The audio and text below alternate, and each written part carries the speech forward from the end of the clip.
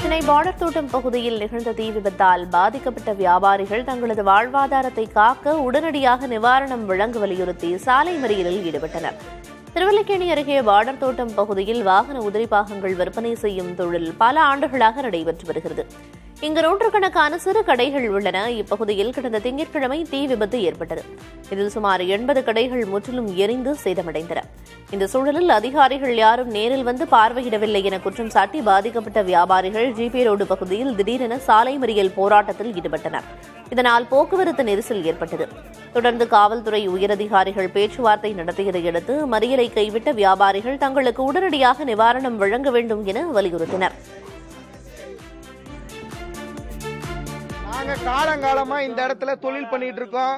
எங்களோட ரெகுலர் வாழ்க்கை இதுதான். பழைய டயரு, பழைய டீப்பு, பிளாப்பு வாங்கி விற்கிறதா எங்களோட தொழில. இதை இந்த இடத்த காலி பண்றதுக்காக ஏதோ சதி நடக்கிறதா சொல்றாங்க. அது உண்மையா பொய்யான்னு எங்களுக்கு தெரியாது. எங்களுக்கு இப்ப என்ன வேணும்னு கேட்டீங்களா, இந்த இடத்துக்கூட பாதுகாப்பு. எங்களுக்கு இந்த இடத்தோட பாதுகாப்பு. 80 கடை இழந்திருக்கோம், எங்களோட வாழ்வாதாரத்தை இழந்திருக்கோம். அதுக்கு எங்களுக்கு நிவாரணம் வேணும். பல வழிகளில் போராடி இருக்கிறோம். நான் மாமன்றத்தில் இவர்களுக்கென்று தனியாக ஒரு ஆட்டோ நகரம் அமைக்கணும்ன்ற கோரிக்கையெல்லாம் காலங்காலமா சொல்லிட்டு இருக்கிறோம். இதுவரைக்கும் அதையும் செய்யல. எனவே புதிதாக பொறுப்பேற்றிருக்கிற மாண்புமிகு முதலமைச்சர் விஜய் அவர்கள் இதில் கனிவுடன் பரிசீலித்து அவர் ஒரு நல்லாட்சியை தருவார் என்கிற நம்பிக்கை எங்களுக்கு இருக்கிறது. நல்ல முடிவை எடுப்பார் என்று நாங்கள் நம்புகிறோம்.